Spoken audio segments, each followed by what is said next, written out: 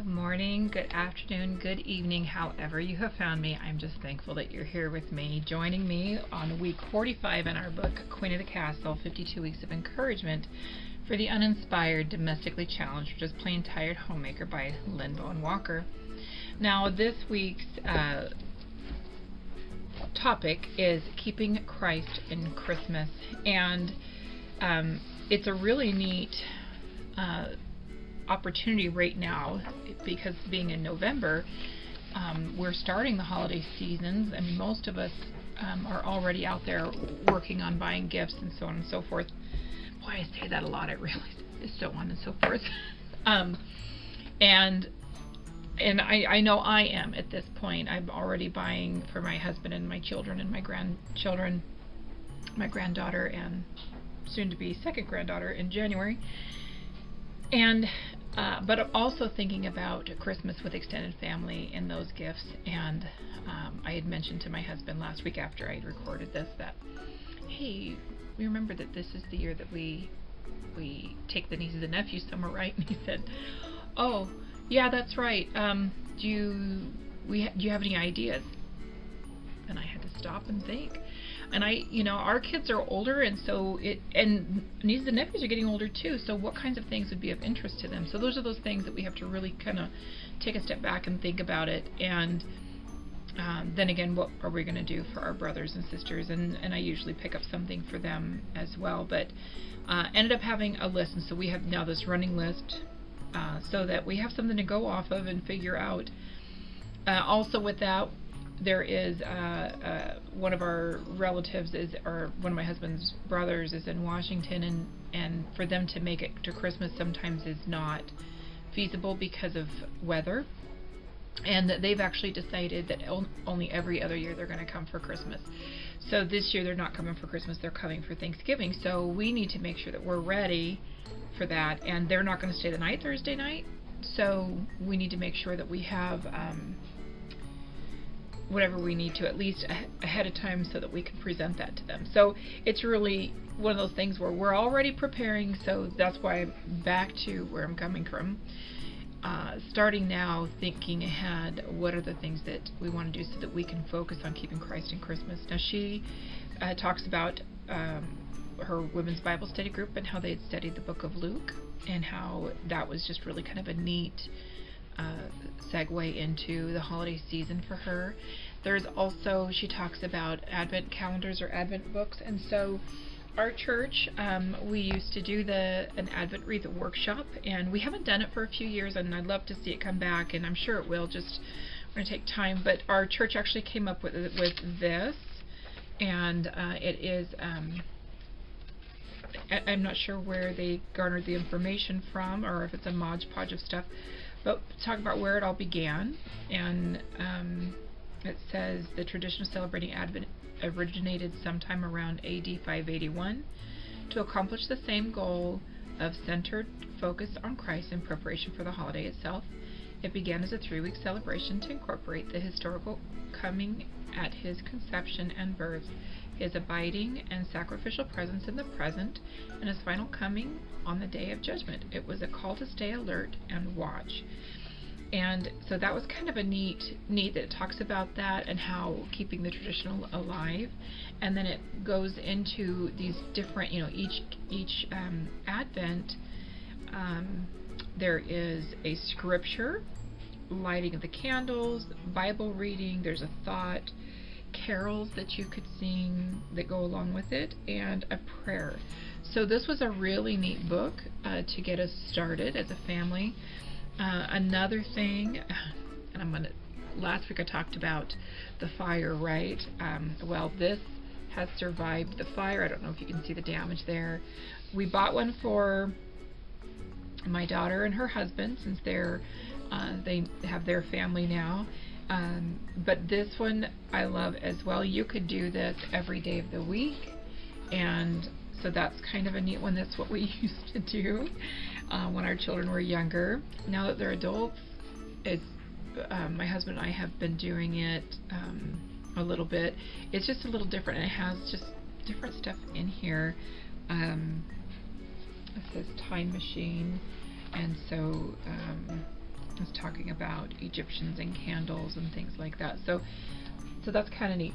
Well, when the last one burned, my husband bought me one that is like a poly resin, and this came with it, and it has the weeks, and so that you could just do it by the week, and so it's kind of neat, and it has more history and information on it. So that's kind of a neat thing that they actually, some of them actually come with that if you don't have it. So so that's the first thing. What are you doing to keep Christ in Christmas? You know, with celebrating and stuff, I like to pull out books, and some books are kind of old. This one was one that was one of my grandmother's, and so it is definitely, I mean, when you see some of the stuff in here, you're going to laugh, because it's definitely, oh no, this was my friend Phyllis's, 1985, and she gave this to me, and so it's kind of funny when you look at these and go, that's definitely a 1980s thing. But I went ahead and I just kind of used little post-it notes. I love that smocking on that, and not that I plan on doing that this year, but it's one of those things. I have that in there to remind me there is something I like, and if I have time, of course, I'd love to do it. But they took the smocking and they also put it on ornaments, which I thought was really neat. So but yeah, there's something about smocking that I just find beautiful, and I myself have not done it. Maybe someday. I really love the sampler as well. Again, not sure if I'll do it, but I really like it. But there were a couple things in here that I thought, this I can see doing, and it's this little reindeer. And the reason why is my 2-year-old granddaughter loves climbing on things, and she would have a blast. So as you continue through here, it will actually go through the patterns and how to make those things. That's for the a jumper. Well, what was it? I guess that's not the one. The reindeer toy right there. So, and then the last one in here that I thought, I love the gingerbread house kind of look. To me, that just rings in festive. And I saw this and it just made me smile. I would never do this, but it just made me smile. Another thing that I like to think about is, I used to play piano, I used to play organ, and I really got out of that. And so I went ahead and I have pulled some of my Christmas books. Now, this one is probably, there's no copyright on it, but it is most likely from the 50s. And I'm saying that because if you look at the advertisement, and this is definitely older, you can tell from the paper. And this, so I remember caroling books sometimes coming in the newspaper, and this one is from a company called Ridgefield, which was a motor company. Anyway, it has a lot of the wonderful traditional songs. What I love about this one is it does have the notes as well, so that if you are so inclined, you can sing parts. But I also pulled out my children's Christmas Carol book, and this is just using 1 or 2 fingers to play, but it's just kind of a fun one to pull out. And then this one is another one I have called Easy Piano. I found this one at Goodwill for $2.99, and so it's one of those things where if you so desired to play, and it is one of those things for me, I want to learn, relearn playing a song a week. So that I am starting next week. So those are out for that, so that I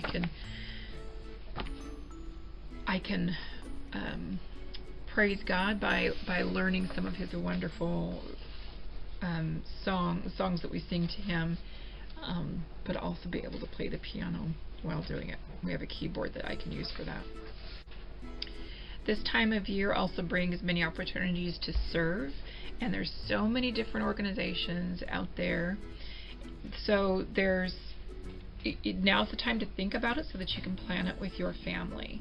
We love celebrating this time of year, but to me it's also important to remember to give back. So I know that the first Sunday of each month our church is doing a special hymn sing. They're going to be doing so this month, November, is a hymn sing. Next month is going to be a worship night. And I want to make sure that I am inviting people to that. So I've gone ahead and I've reached out to let a couple people know about it.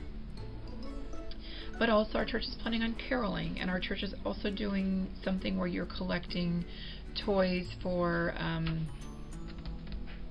it's a ministry that's like a shoebox ministry.